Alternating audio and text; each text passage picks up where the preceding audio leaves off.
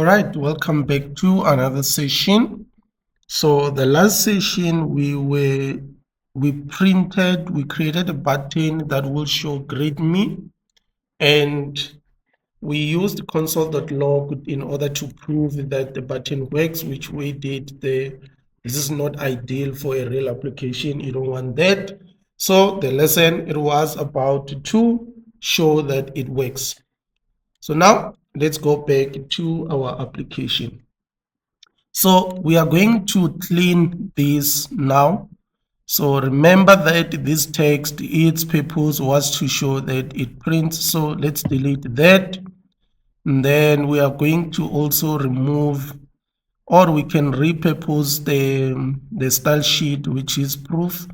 Yeah, I'll leave it there. We'll repurpose this one later. So now we want our application to display a greeting message on the screen. For example, it must say hello, the name of the person that the user has typed there. So, and we don't want the name to show, just like we've been showing from the previous session. We want the name to show when the user clicks the button, which is greet me. So all we need to do now, we are going to create another variable, which is called state variable. The same way as we did now to store the name, which is this one there. To store the name, I'm just going to go through this again as we have done. So that variable there, it is it stores the whatever value that the user is going to type. That is a name there, the first one. So how it goes is that it will start from this side and say, okay, the variable name, since we don't know the username now, it will start empty. Once the user types something, the set name is going to grab it and say, okay, my job is only to update, to make you remember, but I'm not supposed to store anything. Who is it supposed to store anything? And then it goes to name and say, okay, you are the one who's supposed to store this. Let me hand you over this name because that's the one that I was given. Then it updates it. So that is how it works. So now we want another one. So we'll put it there. So this one will form part of the greeting. So the first one, remember that it stores the name that will appear in our greeting message. And then it will start empty, as I explained, because the button has not been clicked, or we don't know who's the user. So now we want to greet the user by their name. Grab that name, greet them by their user. So we're going to say const, once again, square brackets, and then we're going to say greeting name, okay, comma, and then you do the same set. It must match the exact same name, greeting name. And we want to ensure that at the beginning, this must start empty. We use state. Remember, don't forget that. Inside there, we are basically saying that it should start empty. So what I just did there, it will store the name that should be greeted. So now, let's go now. Maybe because I can get excited because I want to make sure that you guys, we understand this. So the first state, which is this one, the state variable, the name will store whatever the user is typing, their name. The second state, which is this one, the state variable, will store the name that should appear in the greetings. So that is why we're supposed to have this. Now I hear you asking now, why do we supposed to have two variables that feels like they're doing the same thing? So now, suppose now the student types junior now. So the first state, which is the one that we did previously, will contain junior. But we don't want to greet them immediately, right? We only want to greet them after they press the button. That is why we need another variable. We're going somewhere now.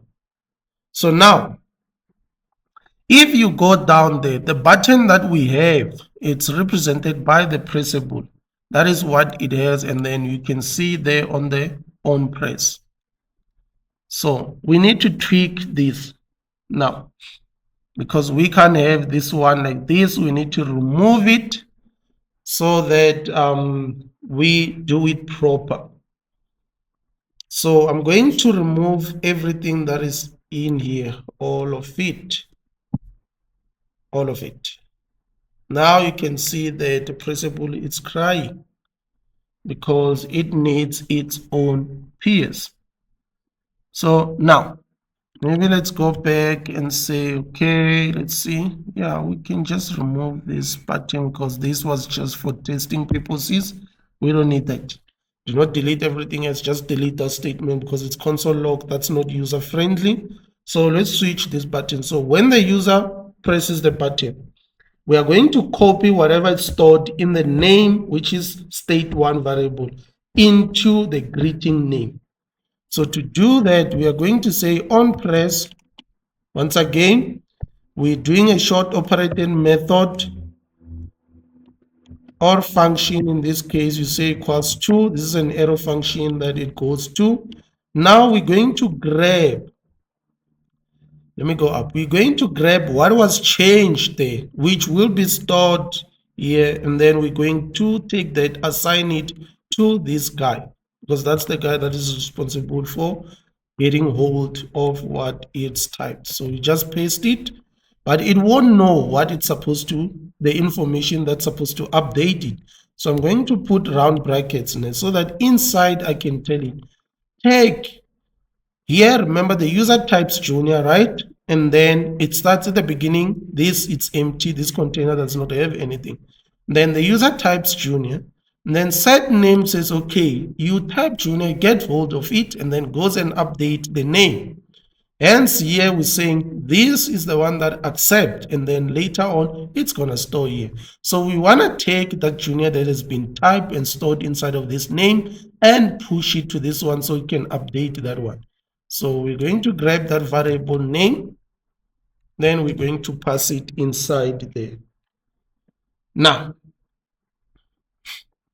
I've explained what is happening there so that when the user clicks there, it will be able to show that. So now let's display the greeting message. So nothing will happen now because we have not displayed the greeting names.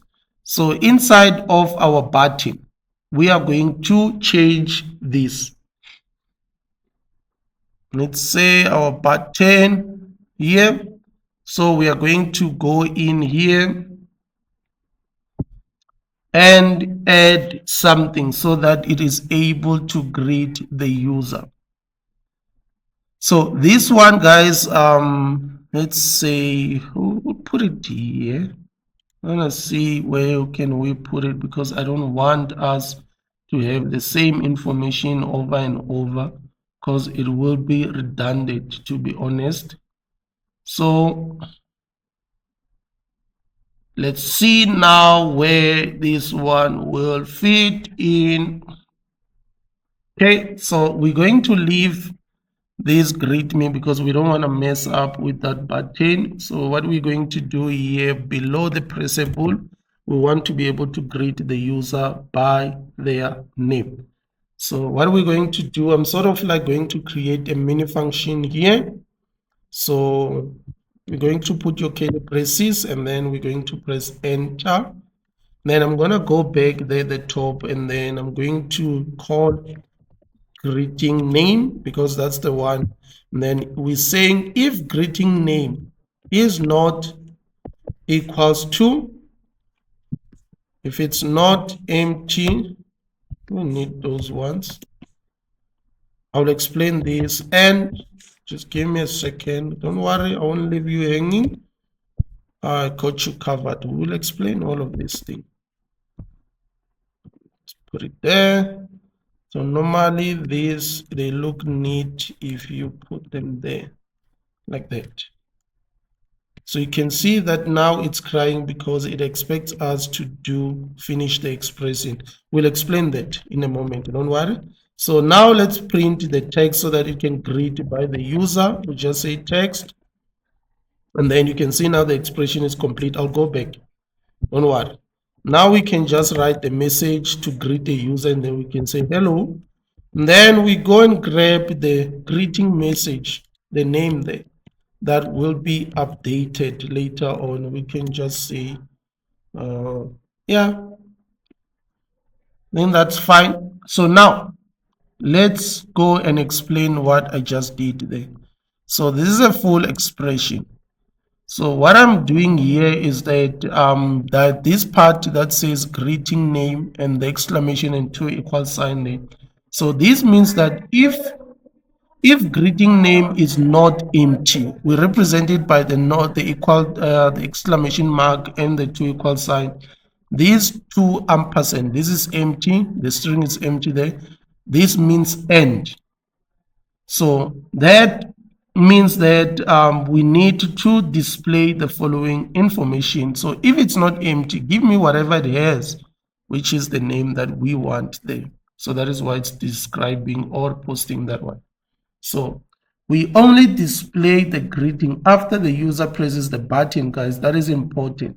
The reason that I created this short expression is because the greeting name is the one here that stores the name after it has been changed. And we force these to grab from the name so that it can update this. So I come here and say that name, if it's not empty, please make sure that for me, you just display whatever it has there. So that is why we have that one. All right. So now let's go back and write a style sheet, because this won't look nice like this. We need to have a style sheet. So we're gonna use the one that we already have, but we'll tweak it a bit for me so that it looks a little bit of nice. So let's call this, we're going to write the keyword style, and then inside we say styles dot, we don't have greetings, so we'll create this one. We'll call these greetings. You can see that now it's giving us an error. So let's go back and finish. I'm going to repurpose all of these. I want to repurpose this statement. So all the way, remember there's the one that I removed proof there. We don't need it, so just repurpose this one and call it greetings. So inside there, I'll start with the font size. I'll just say font size. Why is it not popping? Font size. Oh, we already have it there. I didn't see it. That's why it was not showing. Okay, font size. Let me give it to 14. And then we'll do weight. So just type weight. And then I'll bold this, comma. And then the color, let's leave the color like that, or you can change it. And then last thing, margin top. And then we can say 20 for this one. Then we save it. So that is that. Then we go back to where we are running the application. So you notice that if I type junior there, it's no longer showing because we repurposed that. So I'll just click the button. Now you can see down there at the bottom is just saying hello junior. So even if I change here to James, if I don't click greet me, that will remain the same. Click that, it gets the name. So that is that, guys, for making the button works or fetching information for you. See me for the next video. The next video we're going to attack menu. How would we create menus? Thank you very much. See you next time.